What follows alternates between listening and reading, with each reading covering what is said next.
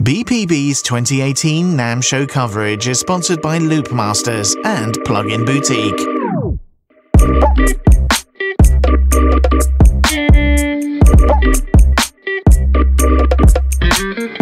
Hi, my name is Greg Ondo. We're at the Steinberg booth at Winter NAMM 2018. Let's take a look at some of the new features in Cubase Pro 9.5. So we want to do this. We wanted to answer a lot of questions and feature requests that people had sent in. So we have some automation enhancements. So if I just want to easily select a range of automation, I could now just take that. If I want to do a quick 4-bump automation, if I want to do this, make that louder. If I wanted to just, again, take a region here, if I wanted to zoom, super easy. Plus, I have the ability to tilt my automation like this.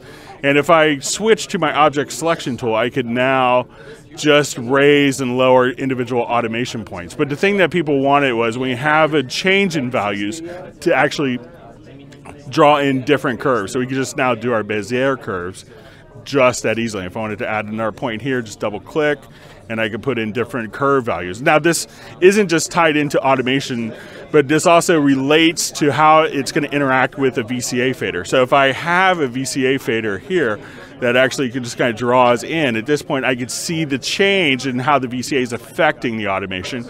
And I could even come here and adjust the curve just on the VCA independently. So very easy, and if I wanted to, like if I'm doing EDM music and I have a very complex automation that I wanted to copy, I could just select that and just duplicate it across, and of course I have my unlimited levels of undo as well. So very fast. Now people also wanted more insert slots, so we've doubled the number of inserts to have 16 number of inserts. And as we do this, we could have this line here, which allows to dynamically change which inserts are pre or post fader. Now we've updated some of our inserts as well. So if I wanted to look at some of the new graphic user interfaces, we have a new GUI for Magneto, our analog tape saturation plugin. We have new enhancements, a very highly regarded character knob on the tube compressor, and on the standard compressor and the vintage compressor, we have now a dry mix, so you could have parallel processing included directly within the file itself. So you don't have to have a parallel scheme. We've incorporated new musical instruments, so we now have Flux, a wavetable synthesizer that's just included. So a beautiful flavor to add. And one of the things in Cubase 9 that was so well received was a sampler track where we could drag and drop any audio. But if I have a MIDI part that's actually on my project window, what I'm able to do now is to take an actual MIDI composition routed to a virtual instrument and drag that down and be able to trigger that in my sampler track right now. So that way I could take an existing MIDI part and have that tied directly in. Now, of course, in Cubase, we could always have multiple projects open. And one of the things that we wanted to do to help out our composers was to augment the metronome functionality. So, well, it seems like a really basic thing. You know, if you're doing this day in and day out, we wanted to update the metronome. So if I come here, we could have kind of our standard Cubase click. And when I go to my transport, what I'm able to do is go to my metronome setup, and I could easily switch between different sounds. So we have custom sounds that you could use. So if you wanted to have like claves, if you want kind of a typical Yuri click, at this point you could just choose like a vintage spike or go back to the classic Cubase click. Now as we do this, we could see our metronome here, but this would actually give us a click pattern editor. So if I didn't want to click on beat 2, I could just mute that, or if I wanted to double the click or go to half tempo, or let's say if I wanted to even have a standard click but have it be where I wanted to have, you know, 5 different pulses. So if I want to have quintuplet feel or septuplet. So very, very easy to do this. Now, as we get into this, we also have the capability of, if I wanted to do this, we could actually have different click pattern editors. So I could choose, like when I'm in 7/8, if I wanted to be 2+5 or 3+4. But you could actually set up your click patterns directly here. So if 12/8 to you should be this as your pattern, you could just simply make that and call that up at any time. So very fast. And one of the great things is I can now just take this and I could go between my left and right locators And at this point, I could just say, let's take this, drag it over, and go to my signature track. And one mouse click, I'm just going to automatically render my click track as an audio file in the system.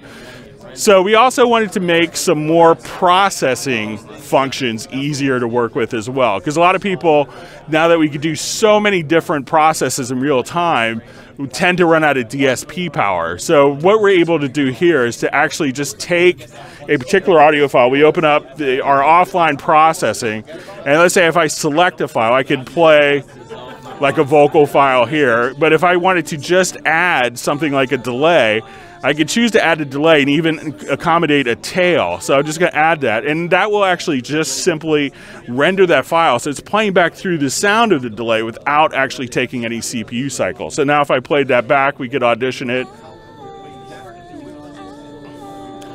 But if I wanted to now come to like a guitar part, at this point I could audition like a dry guitar part.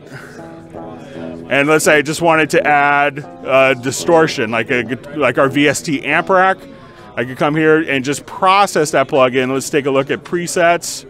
And now that is automatically been processed. So now when we play this back, or let's add a flanger. So I just wanted to come here and put the flanger in.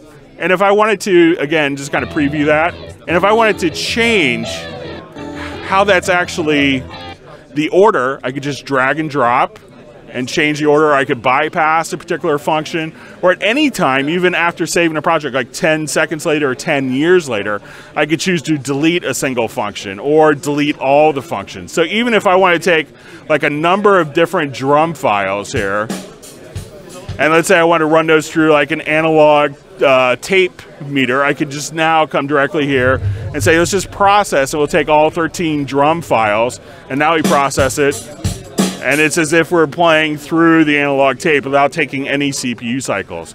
And if I wanted to just say, take the bottom snare mic, I could just also come here and just say, let's just reverse the phase on that. But at any time, I could select all the audio files in my project and just come over here and delete all the processes, and everything will be completely intact. We've also cleaned up some of the naming conventions in the program. So if I wanted to, we go to our studio menu, VST connections is renamed to audio connections. We also have our studio setup. And here's a really critical thing, is we've added a double precision audio engine. So we could have it process everything at 32-bit floating point or 64-bit floating point. So as you can see, there's a number of different functions that are really been asked for by our users so that we can deliver stuff so that you can work faster, have more flexible automations, do your curves, be able to have more flexible metronome options, direct offline processing, plus more plug-in enhancements with a refined audio engine. Really make Cubase Pro 9.5 the best choice for your work.